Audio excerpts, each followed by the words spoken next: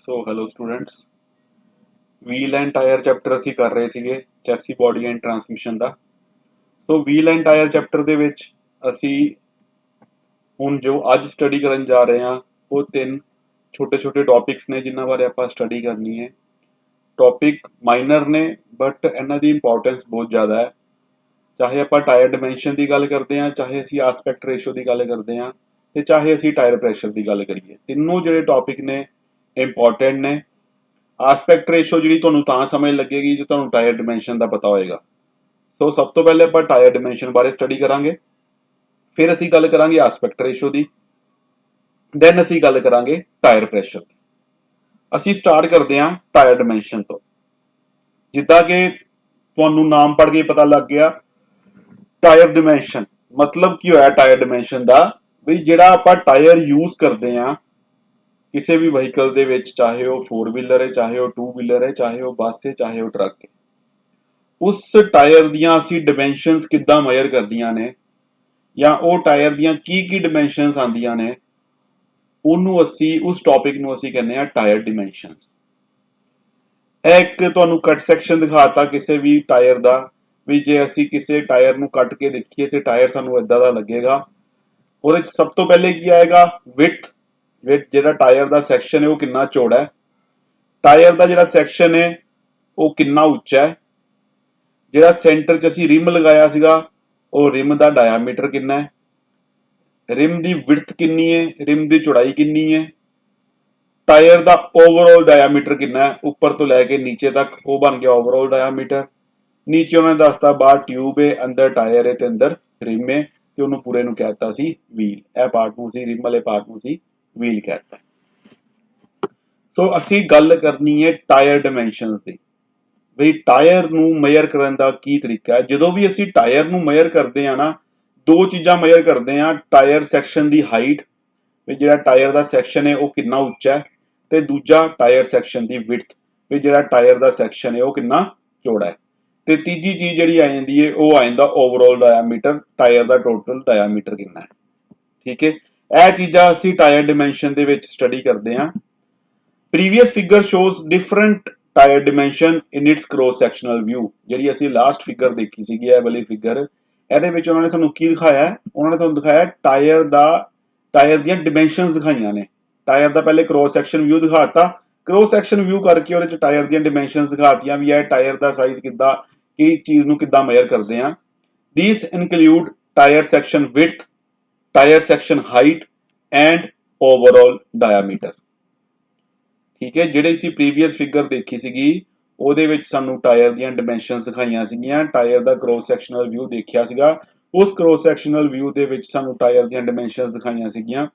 ਇਹਨਾਂ ਟਾਇਰ ਦੀਆਂ ਡਾਇਮੈਂਸ਼ਨਸ ਦੇ ਵਿੱਚ ਉਹਨਾਂ ਨੇ ਕਿਹਾ ਤਿੰਨ ਚੀਜ਼ਾਂ ਆਣਗੀਆਂ, ਇੱਕ W ਯਾਨੀ ਕਿ ਟਾਇਰ ਸੈਕਸ਼ਨਲ ਵਿਡਥ, ਜਿਹੜੀ ਕਿ ਤੁਹਾਨੂੰ ਇੱਥੇ ਕਲੀਅਰ ਹੋ ਰਹੀ ਹੈ ਵੀ ਟਾਇਰ ਸੈਕਸ਼ਨਲ ਵਿਡਥ ਅਸੀਂ ਕਿਹਨੂੰ ਕਹਿ ਰਹੇ ਹਾਂ, ਇਹ ਰਹੀ ਜੀ, ਵੀ ਟਾਇਰ ਦੀ ਚੌੜਾਈ ਕਿੰਨੀ ਹੈ ਉਹਨੂੰ ਅਸੀਂ ਕਹਿੰਦੇ ਆ ਟਾਇਰ ਸੈਕਸ਼ਨਲ ਵਿਡਥ, ਯਾਨੀ ਕਿ ਜਿਹਨੂੰ ਅਸੀਂ W ਨਾਲ ਲਿਖਦੇ ਆ, ਉਹ ਆ ਗਿਆ ਟਾਇਰ ਸੈਕਸ਼ਨਲ ਵਿਡਥ, ਇਹ ਵਿਡਥ ਆ ਗਈ।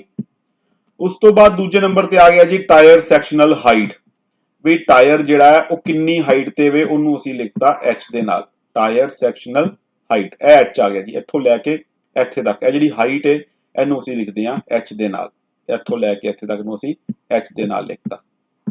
ਇੱਕ ਹਾਈਟ ਆ ਗਈ, ਵੀ ਮਤਲਬ ਜਿਹੜਾ ਟਾਇਰ ਦਾ ਸੈਕਸ਼ਨ ਉਹ ਕਿੰਨਾ ਉੱਚਾ ਹੈ, ਦੂਜਾ ਆ ਗਈ ਵਿਡਥ, ਵੀ ਟਾਇਰ ਦਾ ਸੈਕਸ਼ਨ ਜਿਹੜਾ ਉਹ ਕਿੰਨਾ ਚੌੜਾ ਹੈ, ਤੇ ਤੀਜਾ ਆ ਗਿਆ ਜੀ ਓਵਰਆਲ ਡਾਇਆਮੀਟਰ, ਵੀ ਮਤਲਬ ਜੇ ਆਪਾਂ ਨੀਚੇ ਤੋਂ ਲੈ ਕੇ ਉੱਪਰ ਤੱਕ ਗੱਲ ਕਰਦੇ ਆ, ਮਤਲਬ ਇੱਥੋਂ ਲੈ ਕੇ ਨੀਚੇ ਤੋਂ ਲੈ ਕੇ ਟਾਇਰ ਦੇ ਨੀਚੇ ਵਾਲੇ ਪੁਆਇੰਟ ਤੋਂ ਲੈ ਕੇ ਅੱਪਰ ਮੋਸਟ ਪੁਆਇੰਟ ਤੱਕ ਗੱਲ ਕਰੀਏ ਤੇ ਉਹ ਜਿਹੜਾ ਡਾਇਆਮੀਟਰ ਬਣੇਗਾ ਉਹਨੂੰ ਅਸੀਂ ਕਵਾਂਗੇ ਜੀ ਓਵਰਆਲ ਡਾਇਆਮੀਟਰ। ਇਹ ਤਿੰਨ ਚੀਜ਼ਾਂ ਨੇ ਜਿਹੜੀਆਂ ਆਪਾਂ ਟਾਇਰ ਡਾਇਮੈਂਸ਼ਨ ਦੇ ਵਿੱਚ ਕੰਸੀਡਰ ਕਰਾਂਗੇ। ਸਿਰਫ ਟਾਇਰ ਸੈਕਸ਼ਨ ਦੀ ਵਿਡਥ ਯਾਨੀ ਕਿ ਚੌੜਾਈ, ਟਾਇਰ ਚੌੜਾ ਕਿੰਨਾ ਹੈ, ਉਸ ਤੋਂ ਬਾਅਦ ਟਾਇਰ ਸੈਕਸ਼ਨ ਦੀ ਹਾਈਟ, ਟਾਇਰ ਉੱਚਾ ਕਿੰਨਾ ਹੈ, and overall tyre diameter, overall tyre the diameter ਕਿੰਨਾ ਹੈ। ਜਿਹੜੀ ਟਾਇਰ ਸੈਕਸ਼ਨ ਦੀ ਹਾਈਟ ਹੈ ਉਹ ਅਸੀਂ ਇੱਥੋਂ ਲੈ ਕੇ ਇੱਥੇ ਤੱਕ ਲੈਣੀ, ਬਸ ਇੰਨੀ, ਵੀ ਇੱਕ ਸੈਕਸ਼ਨ ਦੀ ਕਿੰਨੀ ਹਾਈਟ ਹੈ। ਜੇ ਅਸੀਂ ਇੱਥੋਂ ਟਾਇਰ ਨੂੰ ਸਟਾਰਟ ਕਰਦੇ ਪਏ ਆ ਤੇ ਸਾਡਾ ਟਾਇਰ ਇੱਥੇ ਆ ਕੇ ਖਤਮ ਹੋ ਜਾਂਦਾ, ਇਹਨੂੰ ਅਸੀਂ H ਦੇ ਨਾਲ ਡਿਨੋਟ ਕਰਾਂਗੇ, ਇਹਨੂੰ ਅਸੀਂ ਕਵਾਂਗੇ ਟਾਇਰ ਸੈਕਸ਼ਨ ਹਾਈਟ, ਤੇ ਇਸ ਚੀਜ਼ ਨੂੰ ਅਸੀਂ ਕੀ ਕਵਾਂਗੇ टायर सैक्शन विड्थ जिहड़ी कि इत्थों लैके इस जगह तक आ गई वो बन गई tyre section width. So height अलग चीज़ है, विड्थ अलग चीज़ है, तो ओवरऑल डायमीटर अलग चीज़ है। ਇਹ ਸੀਗੀਆਂ ਟਾਇਰ ਦੀਆਂ ਡਾਈਮੈਂਸ਼ਨਸ ਵੀ ਟਾਇਰ ਨੂੰ ਅਸੀਂ ਡਾਈਮੈਂਸ਼ਨਸ ਕਿੱਦਾਂ ਦਿੰਨੇ ਆ, ਵਿਡਥ ਕਿਹਨੂੰ ਕਹਿੰਦੇ ਆ, ਹਾਈਟ ਕਿਹਨੂੰ ਕਹਿੰਦੇ ਆ ਤੇ ਓਵਰਆਲ ਡਾਇਮੀਟਰ ਕਿਹਨੂੰ ਕਹਿੰਦੇ ਆ। ਅੱਗੋਂ ਅਸੀਂ ਗੱਲ ਕਰਦੇ ਆ ਆਸਪੈਕਟ ਰੇਸ਼ੋ ਦੀ। ਵੀ ਆਸਪੈਕਟ ਰੇਸ਼ੋ ਕੀ ਚੀਜ਼ ਹੈ, ਤੁਹਾਡੇ ਲਈ ਇੱਕ ਨਵਾਂ ਟੌਪਿਕ ਹੈ, ਇੰਪੋਰਟੈਂਟ ਟੌਪਿਕ ਹੈ, ਇੰਟਰਸਟਿੰਗ ਟੌਪਿਕ ਹੈ, ਸਮਝਣ ਵਾਲਾ ਟੌਪਿਕ ਹੈ, ਇਸ ਕਰਕੇ ਇਹਨੂੰ ਧਿਆਨ ਨਾਲ ਸਮਝਣ ਦੀ ਕੋਸ਼ਿਸ਼ ਕਰਿਓ। This is the ratio of tyre section height and tyre section width. ਜਿਹੜਾ ਅਸੀਂ ਪਿਛਲੇ ਟਾਇਰ ਡਾਈਮੈਂਸ਼ਨ ਦੇ ਵਿੱਚ ਸਟੱਡੀ ਕੀਤਾ ਹੈ, ਜਿਹਨੂੰ ਅਸੀਂ H ਕਹਿੰਦੇ ਸੀਗੇ ਟਾਇਰ ਸੈਕਸ਼ਨ ਹਾਈਟ ਤੇ ਜਿਹਨੂੰ ਅਸੀਂ W ਕਹਿੰਦੇ ਸੀਗੇ ਟਾਇਰ ਸੈਕਸ਼ਨ ਵਿਡਥ। ਕਹਿੰਦੇ ਜਿਹੜੀ ਦੋਨਾਂ ਦੀ ਰੇਸ਼ੋ ਹੈ ਨਾ, this is the ratio of tire section height and tire section width expressed in percentage when tire is inflated। ਕਹਿੰਦੇ ਟਾਇਰ ਸੈਕਸ਼ਨ ਦੀ ਹਾਈਟ ਤੇ ਟਾਇਰ ਸੈਕਸ਼ਨ ਦੀ ਵਿਡਥ, ਇਹ ਦੋਨਾਂ ਦੀ ਜਿਹੜੀ ਰੇਸ਼ੋ ਹੈ, ਇਹਨੂੰ ਜਦੋਂ ਅਸੀਂ 100 ਦੇ ਨਾਲ ਮਲਟੀਪਲਾਈ ਕਰ ਦਈਏ, ਉਹ ਜਿਹੜੀ ਵੈਲਿਊ ਆਏਗੀ ਉਹਨੂੰ ਅਸੀਂ ਕਵਾਂਗੇ ਜੀ aspect ratio. Tyre section height ਤੇ ਟਾਇਰ ਸੈਕਸ਼ਨ ਵਿਡਥ ਨੂੰ ਜਦੋਂ ਅਸੀਂ 100 ਦੇ ਨਾਲ ਮਲਟੀਪਲਾਈ ਕਰਤਾ ਤੇ ਉਹਨੂੰ ਅਸੀਂ ਕਹਿਤਾ ਜੀ ਆਸਪੈਕਟ ਰੇਸ਼ੋ। ਐਕਸਪ੍ਰੈਸਡ ਇਨ ਪਰਸੈਂਟੇਜ, ਤੇ ਇਹਨੂੰ ਅਸੀਂ ਪਰਸੈਂਟੇਜ ਦੇ ਵਿੱਚ ਲਿਖਾਂਗੇ, ਲਾਈਕ 20%, 30%, 40%, 50%, ਐਦਾਂ ਪਰਸੈਂਟੇਜ ਦੇ ਵਿੱਚ ਇਹਨੂੰ ਲਿਖਿਆ ਜਾਏਗਾ। ਫੋਰ ਐਗਜ਼ਾਮਪਲ ਆਪਾਂ ਮੰਨ ਲੈਣੇ ਕਿਸੇ ਟਾਇਰ ਦੀ ਆਸਪੈਕਟ ਰੇਸ਼ੋ ਜਿਹੜੀ ਹੈ ਉਹ 70% ਹੈ ਤੇ ਅਸੀਂ ਉਹਨੂੰ ਏਦਾਂ ਲਿਖਾਂਗੇ, ਠੀਕ ਹੈ 70%। when the tire is inflated, ਕਦੋਂ, ਜਦੋਂ ਟਾਇਰ ਇਨਫਲੇਟਡ ਹੋਏਗਾ। ਇਨਫਲੇਟਡ ਦਾ ਮਤਲਬ ਟਾਇਰ ਦੇ ਵਿੱਚ ਅਸੀਂ ਹਵਾ ਜਿਹੜੀ ਹੈ ਉਹ ਭਰੀ ਹੋਏਗੀ, ਉਸ ਟਾਈਮ ਤੇ ਅਸੀਂ ਆਸਪੈਕਟ ਰੇਸ਼ੋ ਮੇਜ਼ਰ ਕਰਦੇ ਹਾਂ। ਕਿਉਂਕਿ ਜਦੋਂ ਅਸੀਂ ਟਾਇਰ ਚੋਂ ਹਵਾ ਕੱਢ ਦਿੰਨੇ ਆ, ਟਾਇਰ ਤੇ ਨੀਚੇ ਬੈਠ ਜਾਂਦਾ, ਉਸ ਟਾਈਮ ਤੇ ਹਾਈਟ ਉਹਦੀ ਰਹਿ ਹੀ ਨਹੀਂ ਜਾਂਦੀ, ਹਾਈਟ ਤੇ ਉਹਦੀ ਘਟ ਗਈ, ਇੱਕ ਤਰ੍ਹਾਂ ਜ਼ੀਰੋ ਦੇ ਬਰਾਬਰ ਹੋ ਗਈ। ਇਸ ਕਰਕੇ ਅਸੀਂ ਟਾਇਰ ਵਿਡਥ ਵੱਧ ਜਾਂਦੀ ਹੈ, ਹਾਈਟ ਘਟ ਜਾਂਦੀ ਹੈ। ਇਸ ਕਰਕੇ ਆਸਪੈਕਟ ਰੇਸ਼ੋ ਜਿਹੜੀ ਹੈ ਉਹ ਰੇਸ਼ੋ ਹੈ ਹਾਈਟ ਇਨਟੂ ਵਿਡਥ ਦੀ, ਉਹਨੂੰ ਮਲਟੀਪਲਾਈ ਕਰ ਦਵਾਂਗੇ 100 ਦੇ ਨਾਲ। ਬਟ ਕਦੋਂ, ਜਦੋਂ ਟਾਇਰ ਇਨਫਲੇਟਡ ਹੈ, ਟਾਇਰ ਦੇ ਵਿੱਚ ਹਵਾ ਭਰੀ ਹੋਈ ਹੈ, ਉਸ ਟਾਈਮ ਤੇ। ਇਹ ਫਾਰਮੂਲਾ ਬਣ ਗਿਆ ਆਸਪੈਕਟ ਰੇਸ਼ੋ ਦਾ। ਟਾਇਰ ਸੈਕਸ਼ਨ ਦੀ ਹਾਈਟ ਯਾਨੀ ਕਿ ਜਿਹਨੂੰ ਅਸੀਂ H ਕਹਿੰਦੇ ਪਏ ਸੀਗੇ, ਤੇ ਦੂਜੇ ਸਾਈਡ ਤੇ ਟਾਇਰ ਸੈਕਸ਼ਨ ਦੀ ਵਿਡਥ ਜਿਹਨੂੰ ਅਸੀਂ W ਕਹਿੰਦੇ ਪਏ ਸੀਗੇ। ਉਹ H ਤੇ W ਨੂੰ ਡਿਵਾਈਡ ਕਰਤਾ ਤੇ ਡਿਵਾਈਡ ਕਰਕੇ ਮਲਟੀਪਲਾਈ ਆਪਾਂ ਕਰਾਤਾ 100 ਦੇ ਨਾਲ, ਉਹਨੂੰ ਅਸੀਂ ਕਹਿਤਾ ਆਸਪੈਕਟ ਰੇਸ਼ੋ। ਕਲੀਅਰ ਹੈ ਜੀ। ਸੋ ਇਹ ਟਾਇਰ ਆਸਪੈਕਟ ਰੇਸ਼ੋ ਆਫ 70, ਕਹਿੰਦੇ ਜੇਕਰ ਕਿਸੇ ਟਾਇਰ ਦੀ ਆਸਪੈਕਟ ਰੇਸ਼ੋ ਦੀ ਵੈਲਿਊ 70 ਹੈ, 70 ਹੈ, ਉਹਦਾ ਕੀ ਮਤਲਬ ਹੋਏਗਾ। ਮੰਨ ਲਈ ਆਪਾਂ ਇੱਕ ਟਾਇਰ ਲਿਆ, ਉਸ ਟਾਇਰ ਦੀ ਜਿਹੜੀ AR ਸੀਗੀ ਯਾਨੀ ਕਿ ਆਸਪੈਕਟ ਰੇਸ਼ੋ ਦੀ ਵੈਲਿਊ ਸੀਗੀ, ਉਹ ਸੀਗੀ 70। ਉਹ ਹੁਣ 70 ਦਾ ਮਤਲਬ ਅਸੀਂ ਕੀ ਸਮਝਾਂਗੇ, ਉਹਦੇ 70 ਦਾ ਮਤਲਬ ਇਹ ਹੋਏਗਾ, ਤੁਹਾਨੂੰ ਮੈਂ ਪਹਿਲੇ ਕਿਹਾ ਆਸਪੈਕਟ ਰੇਸ਼ੋ ਉਦੋਂ ਮੰਨੀ ਜਾਏਗੀ ਜਦੋਂ ਟਾਇਰ ਇਨਫਲੇਟਡ ਹੋਏਗਾ। ਹੁਣ ਕਿਸੇ ਟਾਇਰ ਦੀ ਆਸਪੈਕਟ ਰੇਸ਼ੋ 70, ਉਹਦਾ ਮਤਲਬ ਕੀ ਹੋਏਗਾ, it means that the tire section height is 70% of the tire section width। ਇਹਦਾ ਮਤਲਬ ਕੀ ਹੋਏਗਾ ਵੀ ਜਿਹੜੀ ਟਾਇਰ ਸੈਕਸ਼ਨ ਦੀ ਹਾਈਟ ਹੈ, ਉਹ ਜਿਹੜੀ ਵਿਡਥ ਹੈ ਉਹ 70% ਹੈ। ਇਹ ਦੇਖੋ ਇੱਥੇ ਲਿਖਿਆ ਆਸਪੈਕਟ ਰੇਸ਼ੋ, ਇੱਥੇ ਲਿਖਿਆ ਟਾਇਰ ਸੈਕਸ਼ਨ ਹਾਈਟ ਤੇ ਇੱਥੇ ਲਿਖਿਆ ਟਾਇਰ ਸੈਕਸ਼ਨ ਵਿਡਥ। ਅਸੀਂ ਉਹਨਾਂ ਨੇ ਕਹਿ ਦਿੱਤਾ ਵੀ ਜਿਹੜੀ ਆਸਪੈਕਟ ਰੇਸ਼ੋ ਦੀ ਵੈਲਿਊ ਹੈ ਉਹ 70 ਹੈ, ਮਤਲਬ ਆਪਾਂ ਆਸਪੈਕਟ ਰੇਸ਼ੋ ਦੀ ਜਗ੍ਹਾ ਕੀ ਲਿਖਤਾ 70%। ਠੀਕ ਹੈ, ਆਸਪੈਕਟ ਰੇਸ਼ੋ ਦੀ ਵੈਲਿਊ ਜੇ 70 ਹੋਏਗੀ ਤੇ 70% ਬਣ ਗਿਆ। ਤੇ ਉਹਦਾ ਮਤਲਬ ਕੀ ਹੋਏਗਾ ਵੀ ਉਸ ਟਾਇਰ ਸੈਕਸ਼ਨ ਦੀ ਜਿਹੜੀ ਹਾਈਟ ਹੋਏਗੀ ਨਾ, ਉਹ ਕਿੰਨੀ ਹੋਏਗੀ ਜੇ ਵਿਡਥ ਨੂੰ ਆਪਾਂ 70% ਕਰ ਦੇਵਾਂਗੇ। ਮਤਲਬ ਵਿਡਥ ਮੰਨ ਲਓ 10 ਹੈ, ਠੀਕ ਹੈ, ਵਿਡਥ ਦਾ 10, ਵਿਡਥ ਜੇ 10 ਹੈ ਤੇ ਆਸਪੈਕਟ ਰੇਸ਼ੋ 70 ਹੈ, ਤੇ ਇਹ ਕੀ ਬਣ ਗਿਆ 10 × 70/100। ਠੀਕ ਹੈ, ਇਹ 100 ਦੇ ਨਾਲ ਕੀ ਹੋਇਆ, ਦੋਨੋਂ ਜ਼ੀਰੋ ਕੱਟੀਆਂ ਗਈਆਂ ਉੱਪਰ ਵਾਲੀਆਂ, ਜਦੋਂ ਉੱਪਰ ਵਾਲੀਆਂ ਦੋਨੋਂ ਜ਼ੀਰੋ ਕੱਟੀਆਂ ਗਈਆਂ ਤੇ ਉਹਦੀ ਵੈਲਿਊ ਕੀ ਆ ਗਈ 7 ਆ ਗਈ। ਉਹ 7 ਵੈਲਿਊ ਕਿਹਦੀ ਆਈ, ਉਹ 7 ਵੈਲਿਊ ਆਈ ਹਾਈਟ ਦੀ। ਕਲੀਅਰ ਹੈ। ਜੇਕਰ ਆਪਾਂ ਵਿਡਥ ਦੀ ਵੈਲਿਊ 10 ਲੈ ਲਈ ਸੀਗੀ ਤੇ ਆਸਪੈਕਟ ਰੇਸ਼ੋ ਦੀ ਵੈਲਿਊ 70 ਲੈ ਲਈ ਸੀਗੀ, ਉਸ ਟਾਈਮ ਤੇ ਆਪਾਂ ਜੇ ਹਾਈਟ ਦੀ ਵੈਲਿਊ ਕੱਢਣ ਦੀ ਕੋਸ਼ਿਸ਼ ਕਰਾਂਗੇ, 10 ਉੱਪਰ ਜਾ ਕੇ 70 ਨਾਲ ਮਲਟੀਪਲਾਈ ਹੋ ਜਾਏਗਾ। ਜਿਹੜਾ ਪਰਸੈਂਟੇਜ ਹੈ ਉਹਦਾ 100 ਕੀ ਕਰੇਗਾ, ਇਹਨੂੰ ਡਿਵਾਈਡ ਕਰ ਦੇਗਾ। 100 ਜਦੋਂ ਇਹਨੂੰ ਡਿਵਾਈਡ ਕਰੇਗਾ, 1 0 10 ਦੇ ਨਾਲ ਕੱਟਿਆ ਗਿਆ, 1 0 7 ਦੇ ਨਾਲ ਕੱਟਿਆ ਗਿਆ, ਤੇ ਵੈਲਿਊ ਸਾਡੇ ਕੋਲ ਕੀ ਆ ਗਈ 7। ਉਹ ਵੈਲਿਊ ਕਾਹਦੀ ਆਈ, ਟਾਇਰ ਸੈਕਸ਼ਨ ਹਾਈਟ ਦੀ। ਵੀ ਮਤਲਬ ਜਿਹੜੀ ਟਾਇਰ ਸੈਕਸ਼ਨ ਦੀ ਹਾਈਟ ਹੋਏਗੀ ਉਹ ਕਿੰਨੀ ਹੋਏਗੀ 7। ਜੇ ਵਿਡਥ 10 ਹੈ हाइट 7 है ते एस्पेक्ट रेशो की वैल्यू कितनी आ गई 70। जे एस्पेक्ट रेशो 70 है, हाइट सानू दिती नहीं, हाइट आप करनी है, विड्थ 10 दिती है, तो उतो असीं कैलकुलेशन करके कढ दांगे भी साडे जिहड़ी टायर सैक्शन की हाइट होएगी वो इन्नी होएगी। अग्गों की कहंदे ने, a low tyre aspect ratio is always desired. A low aspect tyre ratio is always desired. ਇਹਦਾ मतलब की होया ਵੀ ਜਦੋਂ कोई भी गड्डी डिजाइन ਹੁੰਦੀ है ਉਦੋਂ ਉਹਦੀ एस्पेक्ट रेशो जिन्नी घट तो घट रखी जा सके उन्नी घट तो घट रखी जाने की कोशिश की जाती है। भी मतलब जिहड़ी हाइट ते विड्थ की रेशो है असीं ਉਹਨੂੰ जिन्ना घटा के रखांगे उन्नी साडी टायर की लाइफ वधेगी, उन्ना साडा टायर जिहड़ा वधिया तरीके नाल काम करेगा। ठीक है, अगले पॉइंट चो यही कहंदे ने, The advantages of lower aspect ratio are ਵੀ ਜੇ ਆਪਾਂ ਕਿਸੇ टायर की aspect ratio low रखते पे हाँ ਉਹਦੇ ਨਾਲ ਸਾਨੂੰ ਕੀ ਐਡਵਾਂਟੇਜ ਹੋਏਗਾ। ਪਹਿਲਾ ਐਡਵਾਂਟੇਜ ਜਿਹੜਾ ਹੈ ਉਹ ਹੈ better performance at high speeds, higher speeds. ਵੀ ਜਦੋਂ ਆਪਾਂ ਕਿਸੇ ਗੱਡੀ ਨੂੰ ਤੇਜ਼ ਸਪੀਡ ਤੇ ਚਲਾਵਾਂਗੇ, ਜੇਕਰ ਉਹਦੀ ਐਸਪੈਕਟ ਰੇਸ਼ੋ ਦੀ ਵੈਲਿਊ ਘੱਟ ਹੋਏਗੀ ਤੇ ਉਹ ਗੱਡੀ ਜਿਹੜੀ ਹੈ ਉਹ ਸਾਨੂੰ ਵਧੀਆ ਪਰਫਾਰਮੈਂਸ ਦੇਗੀ, ਉਹ ਜਿਹੜਾ ਟਾਇਰ ਹੈ ਉਹ ਸਾਨੂੰ ਬੈਟਰ ਪਰਫਾਰਮੈਂਸ ਦੇਗਾ। ਇਸ ਕਰਕੇ ਕੀ ਕਹਿੰਦੇ ਹੋ ਵੀ ਜੇ ਆਪਾਂ ਐਸਪੈਕਟ ਰੇਸ਼ੋ ਕਿਸੇ ਟਾਇਰ ਦੀ ਘੱਟ ਰੱਖਦੇ ਹਾਂ ਉਹ ਸਾਨੂੰ ਹਾਈ ਸਪੀਡ ਤੇ ਜਿਹੜੀ ਪਰਫਾਰਮੈਂਸ ਦਿੰਦਾ ਉਹ ਵਧੀਆ ਦਿੰਦਾ। Number 2, better load carrying capacity. जेकर किसी टायर की आस्पेक्ट रेशो की वैल्यू घट है तो वह वाला टायर जिहड़ा है वो लोड कैरिंग कैपेसिटी उसकी जिहड़ी है वो ज़्यादा होएगी, आम टायर नालों बैटर होएगी।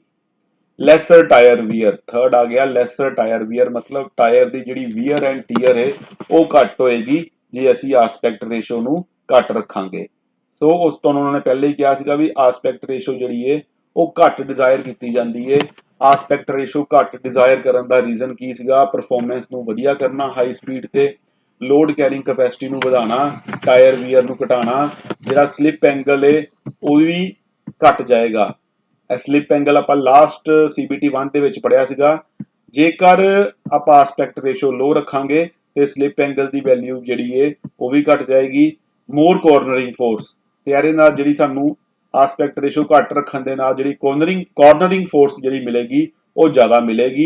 मतलब जो आप टर्न लैने उदों टायर ते जिहड़ी फोर्स लगती है उहदी वैल्यू नूं असीं ज़्यादा कर सकते हैं जे आप आस्पेक्ट रेशो घट रखते पे हाँ। सो 5 फायदे हो गए आस्पेक्ट रेशो घट रखने के। हाई स्पीड ते परफॉर्मेंस वधिया मिली, ज़्यादा लोड कैरी करन लग पिया टायर साडा, टायर वीयर घट गया, स्लिप एंगल भी घट गया ते कॉर्नरिंग फोर्स की वैल्यू जिहड़ी सीगी वो वध गई। ठीक है जी, ਇਹ ਐਡਵਾਂਟੇਜ ਹੋ ਗਏ ਸਾਨੂੰ ਕਿਸੇ ਵੀ ਕਾਰ ਆਪਣੇ ਕਿਸੇ ਵੀ ਟਾਇਰ ਦੇ ਐਸਪੈਕਟ ਰੇਸ਼ੋ ਘੱਟ ਰੱਖਣ ਦੇ। The disadvantage of lower aspect ratio is that it reduces vertical flexibility. ਹੁਣ ਜੇਕਰ ਕਿਸੇ ਚੀਜ਼ ਦੇ ਫਾਇਦੇ ਸੀਗੇ, ਆਪਾਂ ਫਾਇਦੇ ਪੜੇ ਸੀਗੇ, ਹੁਣ ਉਹਦੇ ਨੁਕਸਾਨ ਵੀ ਹੋਣਗੇ। ਨੁਕਸਾਨ ਦੇ ਵਿੱਚ ਉਹਨਾਂ ਨੇ ਪਹਿਲਾ ਡਿਸਐਡਵਾਂਟੇਜ ਕੀ ਕਿਹਾ ਜੀ ਲੋਅਰ ਐਸਪੈਕਟ ਰੇਸ਼ੋ ਦਾ, ਇਹਦੇ ਨਾਲ ਕੀ ਹੁੰਦਾ ਵਰਟੀਕਲ ਫਲੈਕਸੀਬਿਲਿਟੀ ਘਟ ਜਾਂਦੀ ਹੈ। वर्टिकल फ्लैक्सीबिलिटी घटन का मतलब की है टायर साडा जिहड़ा है वो वर्टिकली फ्लैक्सीबल नहीं रहिंदा। मतलब की होया जिन्ना टायर चौड़ा हो गया, मतलब आपां की करना है आस्पेक्ट रेशो नूं घट रखना है। आस्पेक्ट रेशो है की, आस्पेक्ट रेशो है हाइट इनटू विड्थ दी रेशो, हाइट इनटू विड्थ दी रेशो। हाइट मान लीए आपां टायर दी हैगी साडी 10 इंच, असीं मान लिया हाइट 10 इंच है ते विड्थ साडी जिहड़ी है वो भी 10 इंच है।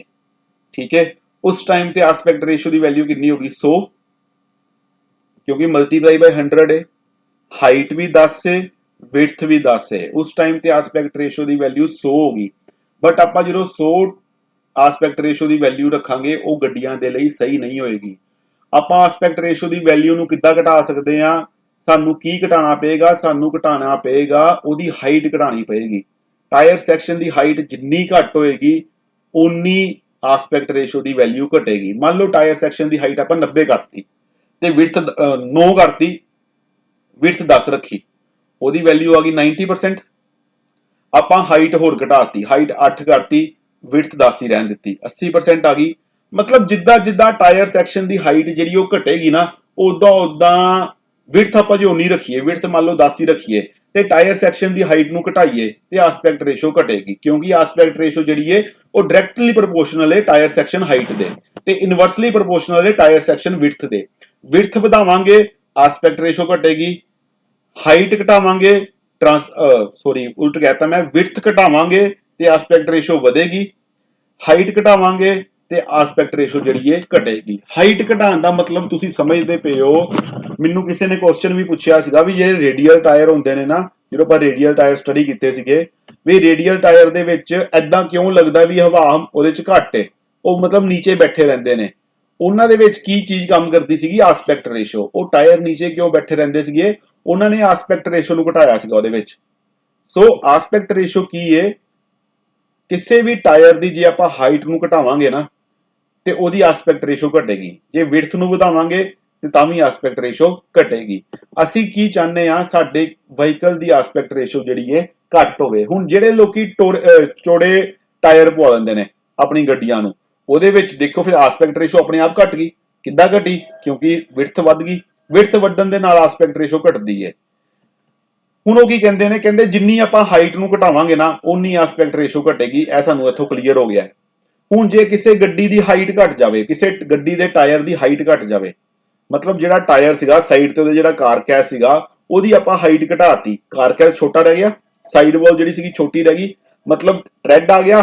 ਟ੍ਰੈਡ ਦੇ ਉੱਤੇ ਜਿਹੜਾ ਕਾਰਕੈਸ ਸੀਗਾ ਜਾਂ ਜਿਹੜੀ ਸਾਈਡ ਵਾਲ ਸੀਗੀ ਉਹਦੀ ਲੈਂਥ ਜਿਹੜੀ ਸੀਗੀ ਉਹ ਘਟ ਗਈ। ਠੀਕ ਹੈ, ਨਾਲੇ ਕੀ ਆ ਗਿਆ? ਉੱਪਰ ਰਿਮ ਆ ਗਿਆ। ਉਹ ਕਹਿੰਦੇ ਇਹਦੇ ਨਾਲ ਕੀ ਹੁੰਦਾ? ਇਹਦੇ ਨਾਲ ਵਰਟੀਕਲ ਫਲੈਕਸੀਬਿਲਿਟੀ ਜਿਹੜੀ ਉਹ ਘਟ ਜਾਂਦੀ ਹੈ। ਮਤਲਬ ਟਾਇਰ ਜਿਹੜਾ ਉਹ ਵਰਟੀਕਲੀ ਫਲੈਕਸੀਬਲ ਨਹੀਂ ਰਹਿੰਦਾ। ਮਤਲਬ ਮੰਨ ਲਓ ਟਾਇਰ ਕਿਸੇ ਇੱਕਦਮ ਸਪੀਡ ਤੇ ਜਾਂਦੇ ਪਏ ਸੀਗੇ, ਟਾਇਰ ਕਿਸੇ ਟੋਏ ਦੇ ਵਿੱਚ ਵੱਜਾ ਤੇ ਉਹਨੇ ਫਲੈਕਸੀਬਿਲਿਟੀ ਪ੍ਰੋਵਾਈਡ ਗੱਡੀ ਨੂੰ ਨਹੀਂ ਕਰਨੀ। ਕਿਉਂ? ਕਿਉਂਕਿ ਉਹਦੀ ਹਾਈਟ ਹੀ ਨਹੀਂ ਗਈ।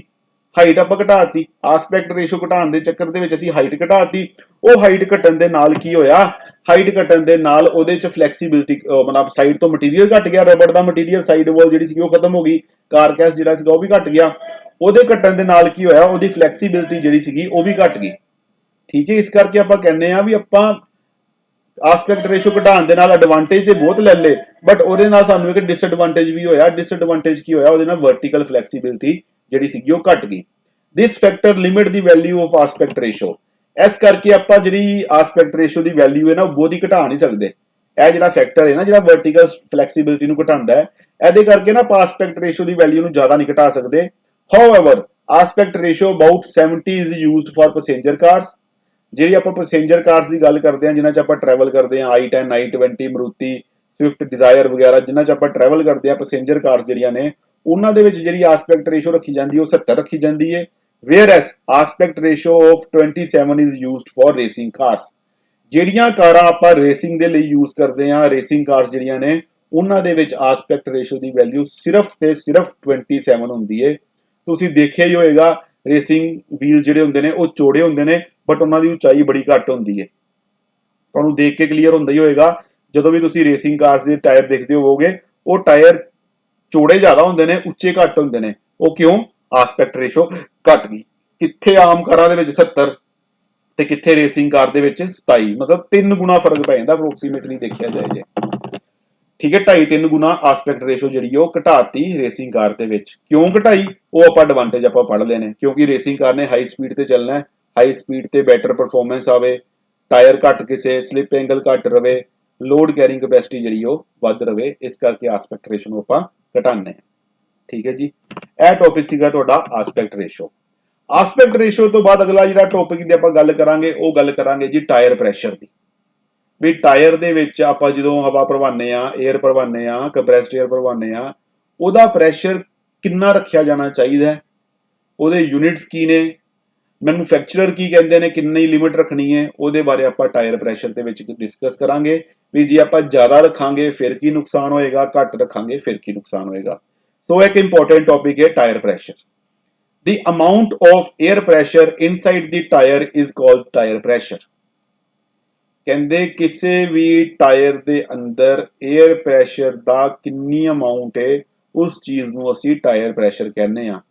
The amount of air pressure inside the tire, tyre ਦੇ ਅੰਦਰ 에ਅਰ ਦਾ ਕਿੰਨਾ ਪ੍ਰੈਸ਼ਰ ਹੈ, ਠੀਕ ਹੈ, ਕਿੰਨੀ ਅਮਾਉਂਟ ਦੇ ਵਿੱਚ 에ਅਰ ਦਾ ਪ੍ਰੈਸ਼ਰ ਹੈ, ਉਹਨੂੰ ਅਸੀਂ ਕਹਿੰਦੇ ਆ tyre pressure. It depends upon tire size, tire type, load and speed। ਹੁਣ ਕਿਸੇ ਟਾਇਰ ਦੇ ਵਿੱਚ ਅਸੀਂ ਕਿੰਨੀ ਹਵਾ ਭਰਨੀ ਹੈ ਉਹ ਕਿਹਦੇ ਤੇ ਡਿਪੈਂਡ ਕਰੇਗਾ? ਟਾਇਰ ਦੇ ਸਾਈਜ਼ ਤੇ, ਟਾਇਰ ਕਿੰਨਾ ਵੱਡਾ ਹੈ ਕਿੰਨਾ ਛੋਟਾ ਹੈ, ਟਾਇਰ ਦੇ ਟਾਈਪ ਤੇ, ਉਹ ਰੇਡੀਅਲ ਹੈ, क्रॉस प्लाई है, बेल्टेड बायस है, या उत्ते लोड कितना पिया है, लोड ते भी डिपेंड करेगा, एंड स्पीड ते किन्नी स्पीड ते आपां उस गड्डी नूं चलाना है ਉਹਦੇ ਤੇ भी डिपेंड करेगा ਵੀ टायर ਦੇ ਵਿੱਚ ਅਸੀਂ किन्नी हवा ਭਰ ਸਕਦੇ ਹਾਂ। It is also called inflation pressure, tyre pressure ਨੂੰ ਅਸੀਂ ਇਨਫਲੇਸ਼ਨ ਪ੍ਰੈਸ਼ਰ ਵੀ ਕਹਿੰਦੇ ਆ। ठीक है, इनफ्लेशन का मतलब होता है किसी टायर ਦੇ ਵਿੱਚ एयर ਨੂੰ ਫਿਲ करना, एयर भरनी, ਤੇ ਡੀਫਲੇਸ਼ਨ ਹੁੰਦਾ ਹੈ ਕਿਸੇ टायर ਚੋਂ एयर ਬਾਹਰ ਕੱਢਣੀ। ठीक है, टायर प्रैशर ਨੂੰ ਅਸੀਂ इनफ्लेशन प्रैशर भी कहते हैं। The amount of inflation pressure or tire pressure should be within the limits specified by the manufacturer। ਜਿਹੜਾ ਇਨਫਲੇਸ਼ਨ ਪ੍ਰੈਸ਼ਰ ਜਾਂ ਟਾਇਰ ਪ੍ਰੈਸ਼ਰ ਦੀ ਅਮਾਉਂਟ ਹੋਏਗੀ, ਵੈਲਿਊ ਹੋਏਗੀ, ਉਹ ਕਿੰਨੀ ਹੋਏਗੀ, ਜਿੰਨੀ ਉਹਦੇ ਮੈਨੂਫੈਕਚਰਰ ਨੇ ਸਪੈਸੀਫਾਈ ਕੀਤੀ ਹੈ। मतलब मान लो मेरे अपने को कोई कार है, वो कार स्विफ्ट है, स्विफ्ट कार मरुति ने बनाई है, मरुति सुजुकी ने जो स्विफ्ट कार बनाई उन्हें नाल एक बुकलैट दी, इंफॉर्मेशन बुकलैट दी, उस बुकलैट दे विच उन्हें लिखिया होएगा भी तुसी इस टायर दे विच, इहदे टायरां दे विच कितना प्रैशर भरना है, कितना प्रैशर रखना है एयर दा, उस लिमिट दे अंदर ही असी प्रैशर जिहड़ा है वो टायर दे विच फिल करांगे। Generally, passenger cars tires are inflated about 22 psi to 33 psi। ਕਹਿੰਦੇ ਜਿਹੜੀਆਂ ਆਮ ਤੌਰ ਤੇ ਪੈਸੇਂਜਰ ਕਾਰਸ ਆਉਂਦੀਆਂ ਨੇ, ਸਵਿਫਟ ਵਗੈਰਾ ਜਾਂ ਆਪਣੀਆਂ ਮਰੂਤੀ ਸੁਜ਼ੂਕੀ ਹੋ ਗਈ, ਆਪਣਾ ਮਰੂਤੀ 800 ਹੋ ਗਈ, ਦੂਜੀ i20 i10 ਹੋ ਗਈ, ਜਾਂ ਕੋਈ ਵੀ ਆਪਾਂ ਪੈਸੇਂਜਰ ਕਾਰ ਦੀ ਗੱਲ ਕਰਦੇ ਆ, ਉਹਨਾਂ ਦੇ ਟਾਇਰਾਂ ਦੇ ਵਿੱਚ ਜਿਹੜੀ 에ਅਰ ਪ੍ਰੈਸ਼ਰ ਫਿਲ ਕੀਤਾ ਜਾਂਦਾ ਹੈ ਉਹ 22 psi ਤੋਂ ਲੈ ਕੇ 36 psi ਤੱਕ ਕੀਤਾ ਜਾਂਦਾ ਹੈ। PSI ਜਿਹੜਾ ਹੈ ਉਹ ਯੂਨਿਟ ਹੈ ਪ੍ਰੈਸ਼ਰ ਦਾ, ਪਾਉਂਡ ਪਰ ਸਕੁਅਰ ਇੰਚ। PSI ਦੀ ਫੁੱਲ ਫਾਰਮ ਹੈ ਪਾਉਂਡ ਪਰ ਸਕੁਅਰ ਇੰਚ। ਠੀਕ ਹੈ, 22 PSI ਤੋਂ ਲੈ ਕੇ 36 PSI ਤੱਕ 에ਅਰ ਜਿਹੜੀ ਹੈ ਉਹ ਟਾਇਰ ਦੇ ਵਿੱਚ ਫਿਲ ਕੀਤੀ ਜਾਂਦੀ ਹੈ। ਜਦੋਂ ਵੀ ਅਸੀਂ ਟਾਇਰ 'ਚ ਹਵਾ ਭਰਵਾਉਂਦੇ ਆ, ਈਵਨ ਸਾਨੂੰ ਟਾਇਰ 'ਚ ਜਿਹੜਾ ਪ੍ਰੈਸ਼ਰ ਬੰਦਾ ਹਵਾ ਭਰਦਾ ਉਹ ਪੁੱਛਦਾ ਵੀ ਹੈ ਵੀ ਹਾਂਜੀ ਕਿੰਨੀ ਹਵਾ ਕਰਨੀ ਜੀ, ਅਸੀਂ ਕਹਿੰਦੇ ਆ 30 ਕਰਦੇ, 35 ਕਰਦੇ, 40 ਕਰਦੇ। ਉਹ 30 35 40 ਕੀ ਚੀਜ਼ ਹੈ, ਉਹ PSI है। ठीक है, यूनिट है पाउंड पर स्क्वायर इंच। ठीक है, कई अपनी गड्डियां 40 तक भी 40 PSI तक भी एयर प्रैशर भरवा लेंदे ने। तो यह डिपेंड करता है तुसी गड्डी चलानी है, कितनी स्पीड ते चलानी है, लोड कितना पिया है, ठीक है, खड़ी करनी है, कितनी देर खड़ी करनी है, ये सब चीज़ों ते डिपेंड करता है भी आपां कितना एयर प्रैशर किसी गड्डी दे विच रखांगे। जे आपां किलो पास्कल की गल करते हैं तो यह बन जाता 152 किलो पास्कल तो लैके 248 किलो पास्कल तक।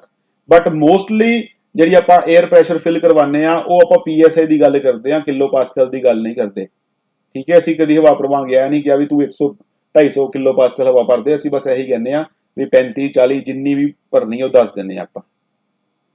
Heavy duty vehicle tyres have tyre pressure up to 100 PSI।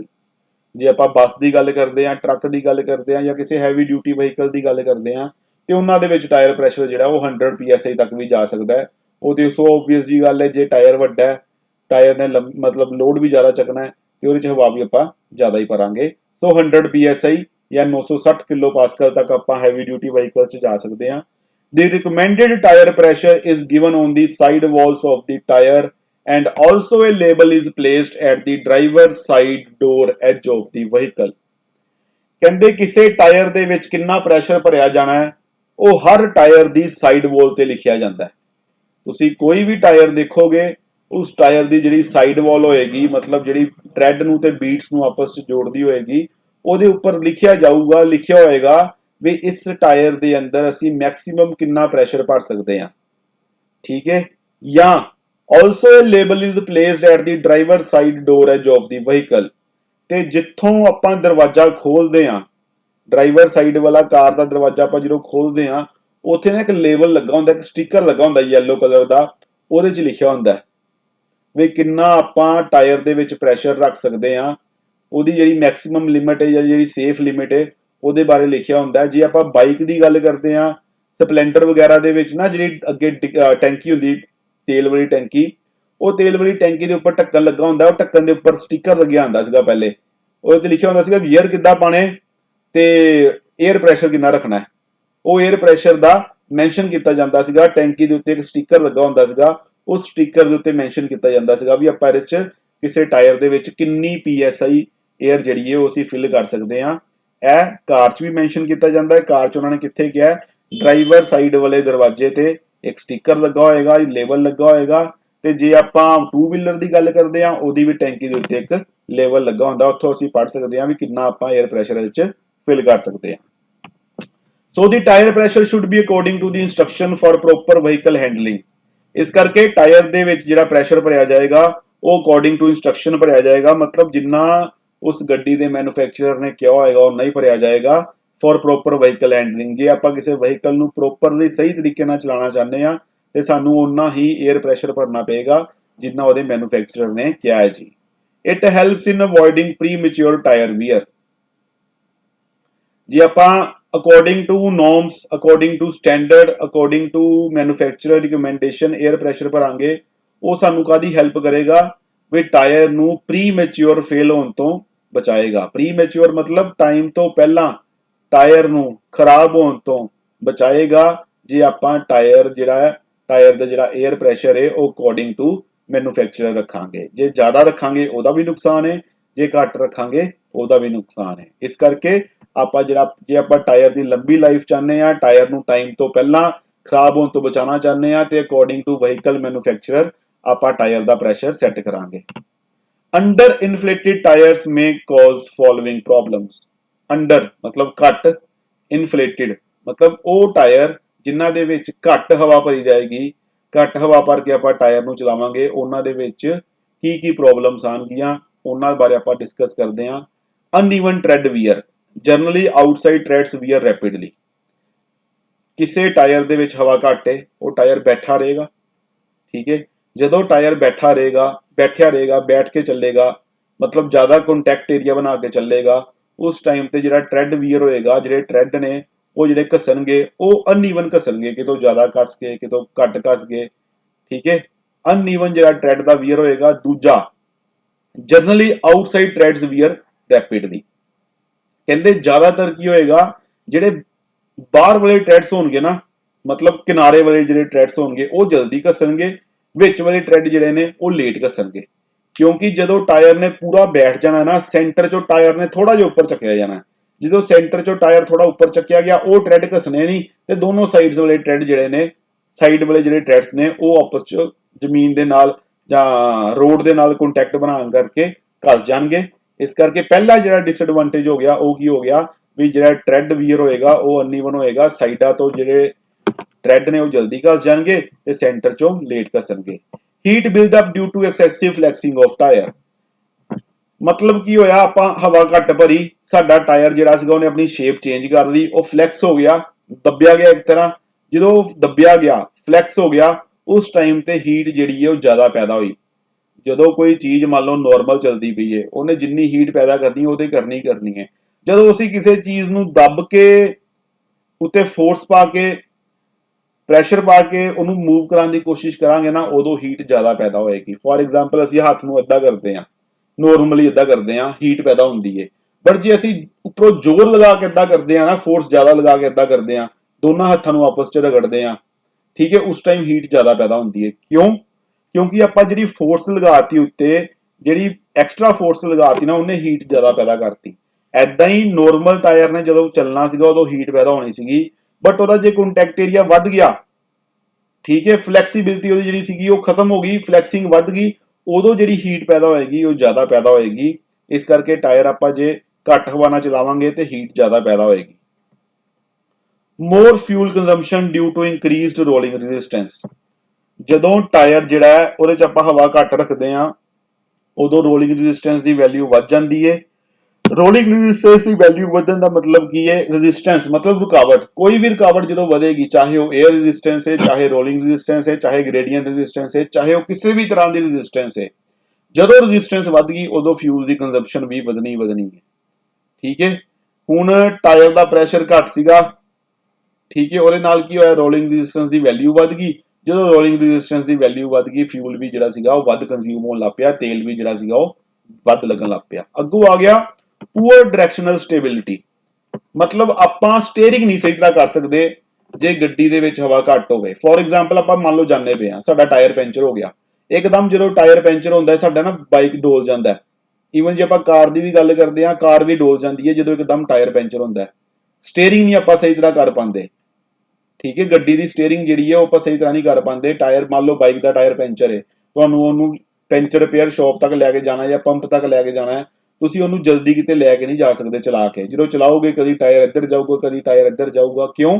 ਕਿਉਂਕਿ ਟਾਇਰ 'ਚ ਪ੍ਰੈਸ਼ਰ ਘੱਟ ਹੈ। ਪ੍ਰੈਸ਼ਰ ਘੱਟ ਹੋਣ ਕਰਕੇ ਜਿਹੜੀ ਡਾਇਰੈਕਸ਼ਨਲ ਸਟੇਬਿਲਿਟੀ ਹੈ ਉਹ ਨਹੀਂ ਬਣ ਪਾਉਂਦੀ। ਸੋ ਕੋਈ ਵੀ ਟਾਇਰ ਜੇ ਆਪਾਂ ਉਹਦੇ 'ਚ ਘੱਟ 에ਅਰ ਪ੍ਰੈਸ਼ਰ ਰੱਖ ਕੇ ਉਹਨੂੰ ਚਲਾਵਾਂਗੇ, ਉਹਦੇ 'ਚ 4 ਪ੍ਰੋਬਲਮਸ ਆਉਣਗੀਆਂ। ਟਰੈਡ ਜਿਹੜੇ ਨੇ ਉਹ ਅਨਈਵਨ ਘਸਣਗੇ, ਕਿਤੋਂ ਜ਼ਿਆਦਾ ਘਸ ਗਏ, ਕਿਤੋਂ ਘੱਟ ਘਸ ਗਏ। ਹੀਟ ਜਿਹੜੀ ਉਹ ਜ਼ਿਆਦਾ ਪੈਦਾ ਹੋਏਗੀ, ਫਿਊਲ ਕੰਜ਼ੰਪਸ਼ਨ ਜਿਹੜੀ ਉਹ ਵੱਧ ਜਾਏਗੀ, ਤੇ ਜਿਹੜੀ ਡਾਇਰੈਕਸ਼ਨਲ ਸਟੇਬਿਲਿਟੀ ਹੈ ਉਹ ਵੀ ਪੂਅਰ ਹੋਏਗੀ। ਮਤਲਬ ਸਟੀਅਰਿੰਗ ਜਿਹੜੀ ਹੈ, ਸਟੀਅਰਿੰਗ ਸਿਸਟਮ ਜਿਹੜਾ ਉਹ ਸਹੀ ਤਰ੍ਹਾਂ ਕੰਮ ਨਹੀਂ ਕਰੇਗਾ। ਹੁਣ ਗੱਲ ਆ ਗਈ ਓਵਰ ਇਨਫਲੇਟਡ। ਓਵਰ ਮਤਲਬ ਜ਼ਿਆਦਾ, ਜਿੱਦਾਂ ਆਪਾਂ ਗੱਲ ਕਰਦੇ ਹਾਂ ਓਵਰ ਜਾਂ ਓਵਰ ਕੌਨਫੀਡੈਂਸ ਦੀ ਗੱਲ ਕਰਦੇ ਹਾਂ, ਮਤਲਬ ਜ਼ਿਆਦਾ, ਜਿੰਨੀ 에ਅਰ ਪ੍ਰੈਸ਼ਰ ਚਾਹੀਦਾ ਸੀਗਾ ਉਸ ਤੋਂ ਜ਼ਿਆਦਾ ਭਰਤਾ। ਮੰਨ ਲਓ ਕੰਪਨੀ ਨੇ ਕਿਹਾ ਸੀਗਾ ਤੁਸੀਂ 35 ਤੋਂ ਵੱਧ ਨਹੀਂ ਜਾਣਾ, ਆਪਾਂ 40 ਭਰਾਤੀ, 40 PSI ਪ੍ਰੈਸ਼ਰ ਭਰਤਾ। ਉਹਦੇ ਨਾਲ ਕੀ ਨੁਕਸਾਨ ਹੋਏਗਾ? Rapid wear at trade at centre. ਜਿਹੜਾ ਸੈਂਟਰ ਤੇ ਟ੍ਰੈਡ ਹੈ ਨਾ ਉਹ ਜ਼ਿਆਦਾ ਜਲਦੀ ਘਸੇਗਾ। ਜਦੋਂ ਟਾਇਰ ਦੇ ਵਿੱਚ ਆਪਾਂ ਹਵਾ ਜ਼ਿਆਦਾ ਭਰਤੀ, ਟਾਇਰ ਦੀਆਂ ਸਾਈਡ ਵਾਲਸ ਬਿਲਕੁਲ ਸਿੱਧੀਆਂ ਹੋ ਗਈਆਂ, ਉੱਪਰ ਨੂੰ ਹੋ ਗਈਆਂ, ਕਾਰ ਕੈਸ ਵੀ ਸਿੱਧਾ ਹੋ ਗਿਆ। ਟਾਇਰ ਦੀ ਜਿਹੜੀ ਰੋਡ ਦੇ ਨਾਲ ਕੰਟੈਕਟ ਜਿਹੜਾ ਬਣਿਆ ਉਹ ਕਿਹਦਾ ਬਣਿਆ? ਟ੍ਰੈਡ ਦੇ ਸੈਂਟਰ ਵਾਲੇ ਪਾਰਟ ਦਾ, ਟਾਇਰ ਦੇ ਸੈਂਟਰ ਵਾਲੇ ਪਾਰਟ ਦਾ। ਉਹਦੇ ਨਾਲ ਕੀ ਹੋਇਆ? ਜਿਹੜਾ ਸੈਂਟਰ 'ਚ ਟ੍ਰੈਡ ਸੀਗਾ ਨਾ ਉਹ ਜ਼ਿਆਦਾ ਜਲਦੀ ਘਸਿਆ। ਜਦੋਂ ਸੈਂਟਰ ਵਾਲਾ ਟ੍ਰੈਡ ਜ਼ਿਆਦਾ ਜਲਦੀ ਘਸਿਆ, ਉਹਦੇ ਨਾਲ ਕੀ ਹੋਇਆ? ਟਾਇਰ ਜਿਹੜਾ ਸੀਗਾ ਉਹ ਵਿੱਚੋਂ ਟ੍ਰੈਡ ਜਿਹੜਾ ਸੀਗਾ ਉਹ ਘਸ ਗਿਆ, ਸਾਈਡਾਂ ਤੋਂ ਨਹੀਂ ਘਸਿਆ। ਇਹ ਪਹਿਲਾ ਡਿਸਐਡਵਾਂਟੇਜ। ਦੂਜਾ, ਲੈਸ ਟਾਇਰ ਗ੍ਰਿਪ। ਜਿਹੜੀ ਟਾਇਰ ਦੀ ਗ੍ਰਿਪ ਬਣੇਗੀ ਉਹ ਵੀ ਘੱਟ ਬਣੇਗੀ। ਜੇ ਅਸੀਂ ਓਵਰ ਇਨਫਲੇਟਡ ਕਰ ਲਾਂਗੇ ਨਾ, ਹਵਾ ਜ਼ਿਆਦਾ ਭਰ ਲਾਂਗੇ, ਹਵਾ ਜ਼ਿਆਦਾ ਭਰਨ ਦੇ ਨਾਲ ਕੀ ਹੋਏਗਾ? ਟਾਇਰ ਦਾ ਜਿਹੜਾ ਕੰਟੈਕਟ ਹੈ ਉਹ ਘਟ ਜਾਏਗਾ। ਟਾਇਰ ਦਾ ਕੰਟੈਕਟ ਜਦੋਂ ਘਟ ਗਿਆ, ਉਦੋਂ ਸਿੱਧੀ ਜੀ ਗੱਲ ਹੈ ਗ੍ਰਿਪ ਵੀ ਘਟ ਗਈ, ਠੀਕ ਹੈ। ਜੇ ਕੰਟੈਕਟ ਘਟ ਗਿਆ ਮਤਲਬ ਗ੍ਰਿਪ ਘਟ ਗਈ। ਗ੍ਰਿਪ ਘਟ ਹੋਣ ਦਾ ਮਤਲਬ ਕੀ ਹੋ ਜਾਂਦਾ? ਵੀ ਮਤਲਬ ਟਾਇਰ ਦੀ ਜਿਹੜੀ ਪਕੜ ਸੀਗੀ ਗਰਾਊਂਡ ਦੇ ਨਾਲ ਉਹ ਘਟ ਗਈ। ਉਹਦੇ ਨਾਲ ਫਿਰ ਕੀ ਹੋਏਗਾ? ਗ੍ਰਿਪ ਘਟਣ ਦੇ ਨਾਲ ਟਾਇਰ ਸਾਡੇ ਸਕਿਡ ਕਰਨ ਦੇ ਚਾਂਸ ਜ਼ਿਆਦਾ ਰਹਿਣਗੇ, ਆਪਾਂ ਬ੍ਰੇਕ ਮਾਰਾਂਗੇ ਸਲਿੱਪ ਲੱਗਣ ਦੇ ਚਾਂਸ ਜ਼ਿਆਦਾ ਰਹਿਣਗੇ। Lesser flexing put stresses on the side walls. ਹੁਣ ਇਹਦੇ 'ਚ ਕੀ ਹੋਇਆ? ਜਦੋਂ ਆਪਾਂ ਟਾਇਰ ਨੂੰ ਫੁੱਲ ਇਨਫਲੇਟ ਕਰਤਾ, ਮਤਲਬ ਓਵਰ ਇਨਫਲੇਟ ਕਰਤਾ, ਜ਼ਿਆਦਾ ਹਵਾ ਭਰਤੀ, ਉਦੋਂ ਕੀ ਹੋਣਾ? ਉਦੋਂ ਫਲੈਕਸੀਬਿਲਿਟੀ ਘਟ ਜਾਣੀ ਹੈ। ਤੁਸੀਂ ਦੇਖਿਆ ਹੀ ਹੋਏਗਾ ਜਦੋਂ ਤੁਸੀਂ ਇੱਕਦਮ ਕਾਫੀ ਟਾਈਮ ਤੋਂ ਬਾਅਦ, ਮਹੀਨੇ ਡੇਢ 2 ਮਹੀਨੇ ਬਾਅਦ ਇੱਕ ਵਾਰ ਟਾਇਰ 'ਚ ਹਵਾ ਭਰਾ ਕੇ ਨਿਕਲਦੇ ਹੋ ਨਾ, ਤੇ ਤੁਹਾਨੂੰ ਛੋਟੀਆਂ ਛੋਟੀਆਂ ਵਾਈਬ੍ਰੇਸ਼ਨਸ ਵੀ ਮਹਿਸੂਸ ਹੁੰਦੀਆਂ ਰੋਡ ਦੀਆਂ। ਉਹ ਕਿਉਂ ਮਹਿਸੂਸ ਹੁੰਦੀਆਂ? ਕਿਉਂਕਿ ਜਿਹੜੀ ਫਲੈਕਸੀਬਿਲਿਟੀ ਹੈ ਉਹ ਘਟ ਜਾਂਦੀ ਹੈ। 에ਅਰ ਪ੍ਰੈਸ਼ਰ ਜਦੋਂ ਵੱਧ ਜਾਂਦਾ ਨਾ, ਫਲੈਕਸੀਬਿਲਿਟੀ ਘਟ ਜਾਂਦੀ ਹੈ। ਫਲੈਕਸੀਬਿਲਿਟੀ ਘਟਣ ਦੇ ਨਾਲ ਕੀ ਹੁੰਦਾ? ਜਿਹੜੀ ਸਾਈਡ ਵਾਲ ਹੈ ਉਹ ਤੇ ਸਟ੍ਰੈਸ ਪੈਣੀ ਸ਼ੁਰੂ ਹੋ ਜਾਂਦੀ ਹੈ। Stress is the force upon area, ਤੇ ਫੋਰਸ ਜਦੋਂ ਵੱਧ ਗਈ, 에ਅਰ ਪ੍ਰੈਸ਼ਰ ਦੀ ਫੋਰਸ ਜਦੋਂ ਵੱਧ ਗਈ, ਏਰੀਆ ਤੇ ਉਨਾ ਹੀ ਰਿਹਾ, ਤਾਂ ਉਹਦੇ ਨਾਲ ਕੀ ਹੋਇਆ? ਸਟ੍ਰੈਸ ਵੀ ਵੱਧ ਗਈ। ਸਟ੍ਰੈਸ ਵਧਣ ਦੇ ਨਾਲ ਤੁਹਾਨੂੰ ਝਟਕੇ ਵਗੈਰਾ ਜਿਹੜੇ ਨੇ ਉਹ ਲੱਗਣ ਲੱਗ ਪੈਂਦੇ ਨੇ ਜਦੋਂ ਤੁਸੀਂ ਓਵਰ ਇਨਫਲੇਟਡ ਹੁੰਦੇ ਹੋ, ਟਾਇਰ ਤੋਂ ਓਵਰ ਇਨਫਲੇਟਡ ਕਰਦੇ ਹੋ। ਮੋਰ ਵਾਈਬ੍ਰੇਸ਼ਨਸ ਐਂਡ ਸ਼ੌਕ ਕਾਜ਼ਿੰਗ ਅਨਕੰਫਰਟੇਬਲ ਰਾਈਡ। ਹੁਣੇ ਆਪਾਂ ਇਹੀ ਗੱਲ ਕੀਤੀ ਬਈ ਵਾਈਬ੍ਰੇਸ਼ਨਸ ਵੱਧ ਜਾਣਗੀਆਂ, ਸ਼ੌਕਸ ਵੱਧ ਜਾਣਗੇ, ਜਿਹੜੇ ਝਟਕੇ ਲੱਗਦੇ ਸੀਗੇ ਉਹ ਵੱਧ ਜਾਣਗੇ, ਜਿਹੜੀਆਂ ਵਾਈਬ੍ਰੇਸ਼ਨਸ ਨੇ ਉਹ ਵੱਧ ਜਾਣਗੀਆਂ।